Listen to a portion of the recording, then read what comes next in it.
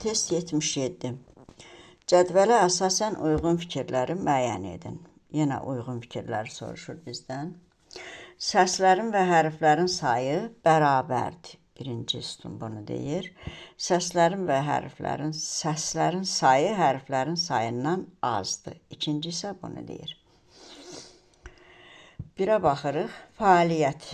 Fəaliyyət sözündə fəal sözün köküdür, iyyət şəkilçidir və qoşa y şəkilçinin tərkibində olduğuna görə tələffüzü fərqlənəcək. Yəni, y-nin biri düşəcək. Düşəcəksə artıq səslə hərf bərabər ola bilməz. Deməli, bir səhvdir. Birin üstünə xətt çəkirik. Keçirik cavablara. Deməli, bir səhvdir. Cavablarda bir olan variantları atırıq. Birə görə kənarlaşacaq C və E. Deməli, C və E variantını atdıq. Keçirik 2-yə. Müstəqillik sözündə nə düşmə, nə də artma yoxdur. Ona görə burada sözün hərfi sayı ilə səs sayı bərabərdir və 2 düzdür. 2 düz olduğuna görə bizə deməli lazımdır və 2 olmayan variantlar kənarlaşacaq. 2 olmayan variant A və D.